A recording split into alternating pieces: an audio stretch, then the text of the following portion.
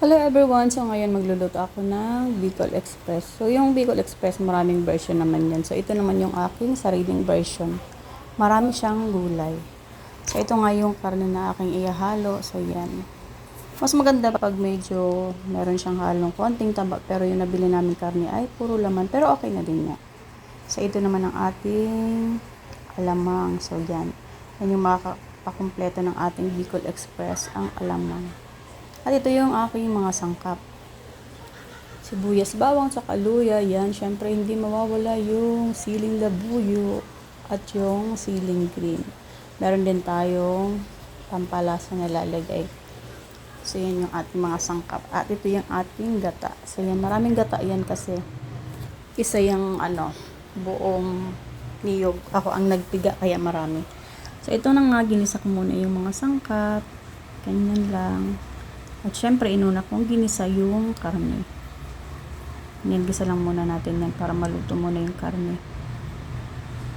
So, hayaan lang na matuyo kasi medyo nagtubig yung ating karne kaya tuyuin lang natin. So, ayan na nga at medyo tuyo na siya. So, yan, luto na rin siya ng konti. At nilagay ko na yung alamang.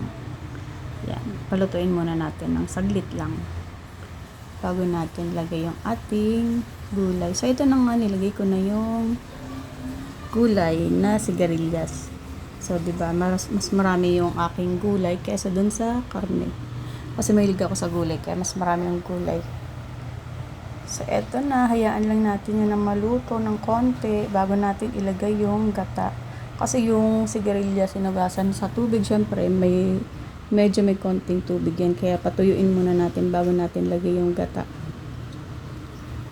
So yan, hayaan lang natin na matuyo.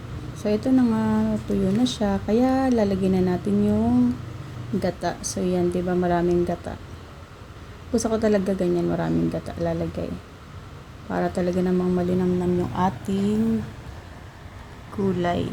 Ating Bicol Express. So yan, hayaan lang natin kumulo. At syempre nilagay ko na yung siling labuyo at yung ating pampalasa kasi kumukulo na yung gata. So ganyan lang, hayaan lang natin yan na kumulo hanggang maluto yung ating karne at gulay.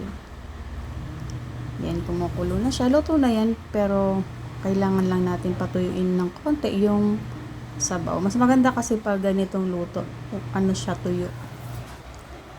Mas masarap kapag tuyo siya.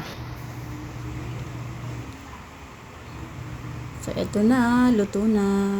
Yan, medyo may konti pa yan na sa ilalim. Gusto ko talaga yung as in tuyo siya para mas masarap ang gulay na to kapag tuyo siya. Wala siyang sabaw talaga. So, eto na yung aking version ng Bicol Express na maraming gulay. So, ganyan lang kabilis lutuin ito. Madali lang naman.